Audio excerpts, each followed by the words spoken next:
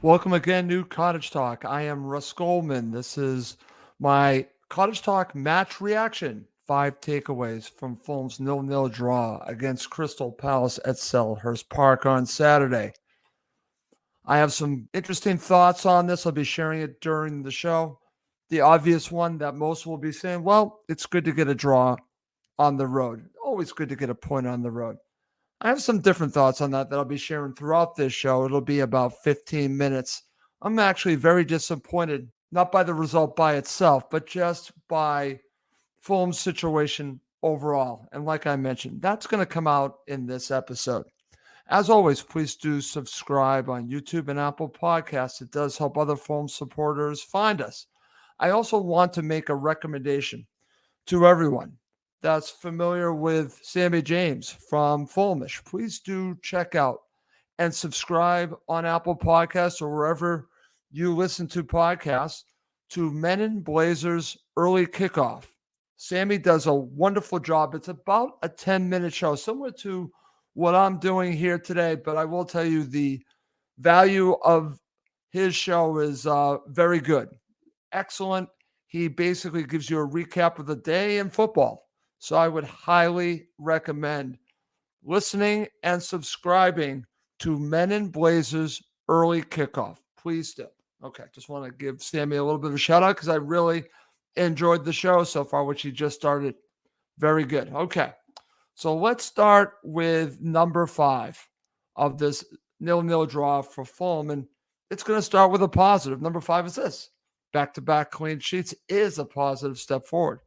I truly believe that. Now, I think Fulham will be solid in the back throughout the season because they have a first-rate goalkeeper. They have some good fullbacks, and they do have some quality at the center back position. They have 3 good center backs, I would say. But what's good about this is that you can build on this. Getting 2 clean sheets, I think, is positive for the confidence in that defense. And I think it can only help out moving forward. So regardless of my thoughts on being disappointed that Fulham only got a draw, a huge positive on this is that they kept a clean sheet. And Bernd Leno just continues to show why he's probably not the best, but one of the best goalkeepers in the league. But he didn't have to do much in this match. He was just being himself. He really didn't have to work too hard. I thought Fulham actually had the better chances in this match. I could argue that Fulham were the better side, and I will make that argument. But you know what? I also think it's important to talk about the fact that they kept a clean sheet, and that's why that's my number 5. So unfortunately, we're going to go a little negative here. Let's go to number 4. And I think this is something that will be a theme throughout the season as well. And this is not a positive theme. Number 4, could Fulham be living on borrowed time with their older players? Now, I'm going to talk about 2 in this match. I'm fond of both of them, but I'm wondering, when are we going to transition away from both of these players? Let's start with Tim Ream, captain for Fulham Football Club. And I'm watching this match. He does get a yellow. I don't think he deserved the yellow card, but beyond that, I just can see age really catching up to him. I think his mind makes him very valuable to what he can do on the pitch. But I'm wondering, when a team finally takes advantage of Tim Ream, really goes at Tim Ream, and Crystal Palace tried to. And to Tim Ream's credit, I think he handled it fairly well. But I can just see the cracks. I can see age creeping in. And if he listens to this, I'm sorry, Tim. I'm just thinking that maybe it's time that we start moving away and towards a younger player like Calvin Bassey. Now, that's just the way I feel about this. I think Fulham, in general, have a very old squad, and I think they need to start having a process to transitioning to younger players. And I'm just wondering when it finally catches up to Fulham with Tim Ream. He's doing an admirable job, but I am concerned that Fulham are living on borrowed time with him and also on with Willian. Now, Willian's situation is a little bit different. He had the whole contractual situation with potentially going to Saudi Arabia. And I thought he played decent in this match, had a wonderful opportunity to score. And I think he's better once he plays with Jedi on the same side. But I'm just wondering, how many good matches are they going to get out of Willian this season?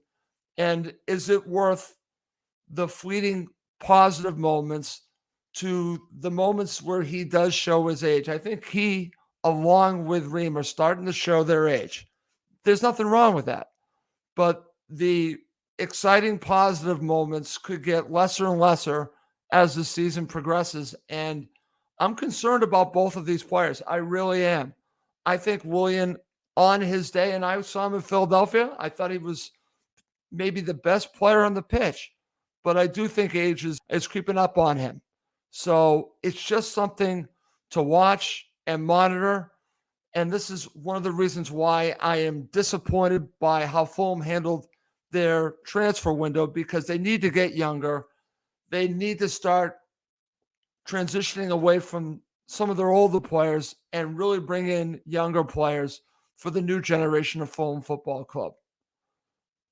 Willian can still do a job, but can he do it consistently like he did last year? I don't know. Same thing with Tim Ream. They're a year older.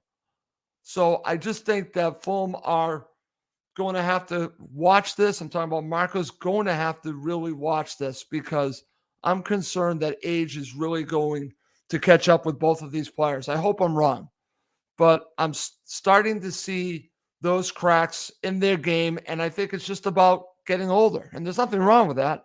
I just think that Fulham need to transition away from it at some point. You have a center back in waiting. Some point, I think you need to make that move.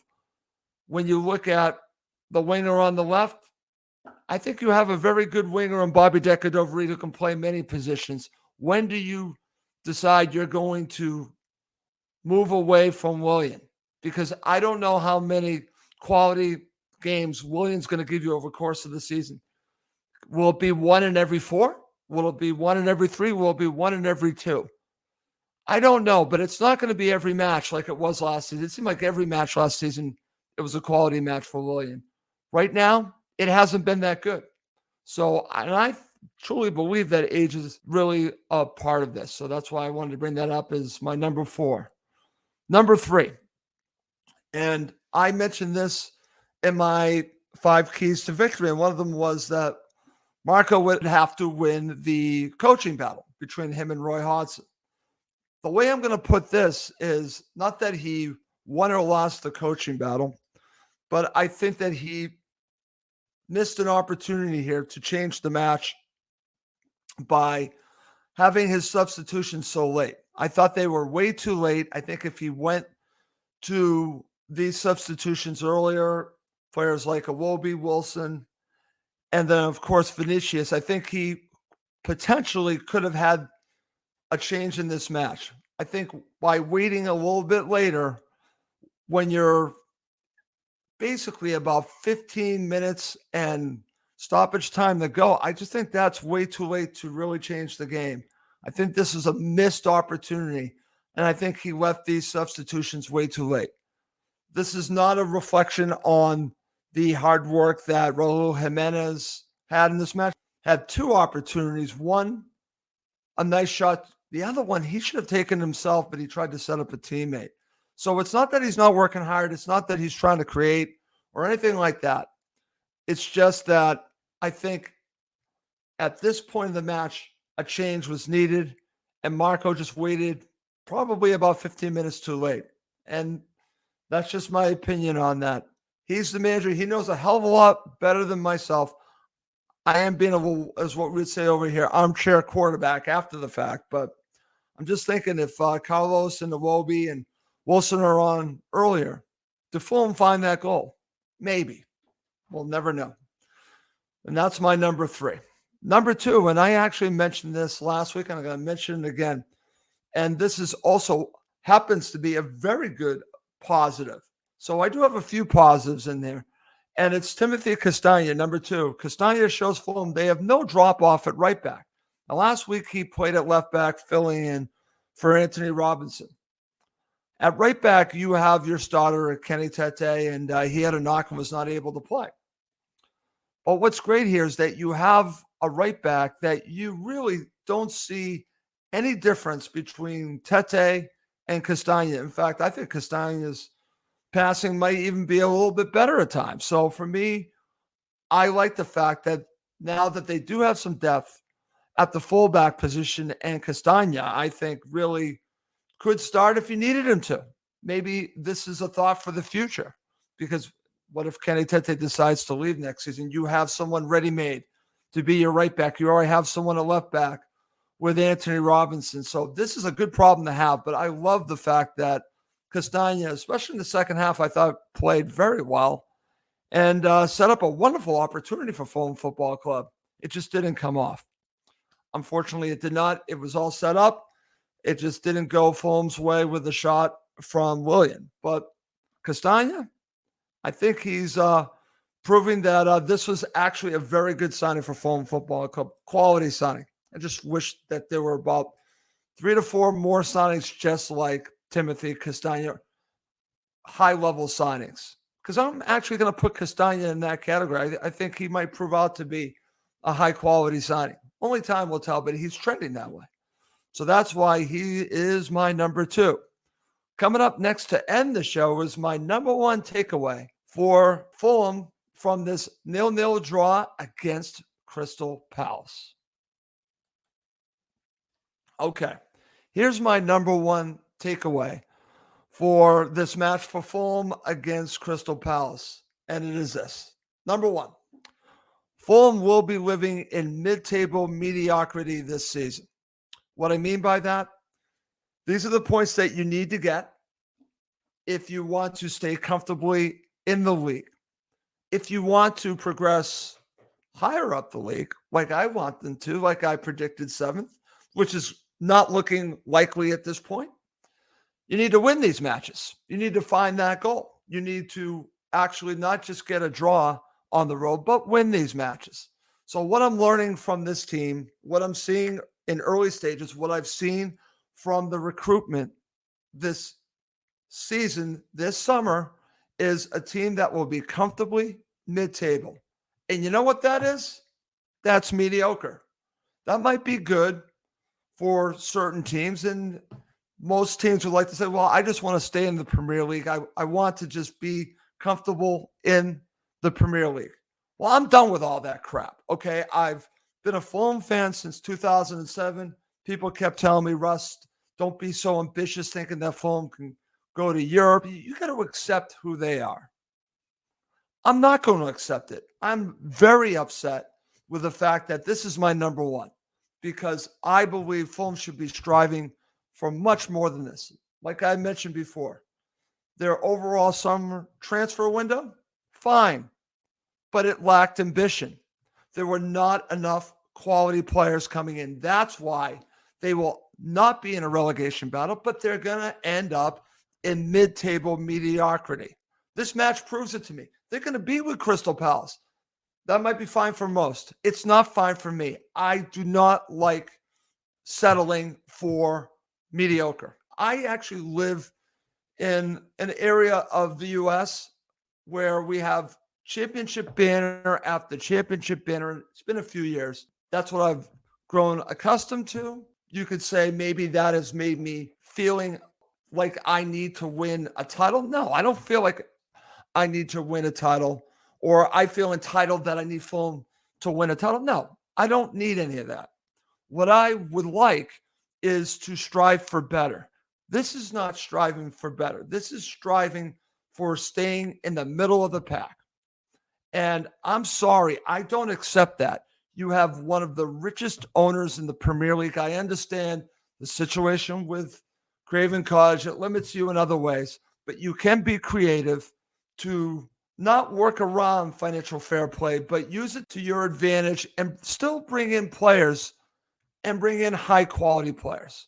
This is the best way to look at it. I think Fulham have a few high quality players that I would call Ferraris. That would be Bernd Leno. That would obviously be Paulinho. And that would be the manager, Marco Silva. They're Ferraris.